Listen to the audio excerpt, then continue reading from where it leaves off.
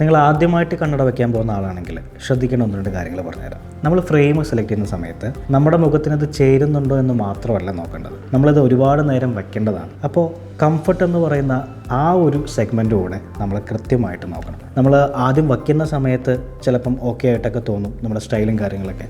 പക്ഷേ ഒരുപാട് നേരത്തേക്ക് ഇത് വയ്ക്കുമ്പോൾ ഇതെനിക്ക് കംഫർട്ടബിൾ ആയിരിക്കുമോ എന്നുകൂടെ നമ്മൾ ഓർക്കണം.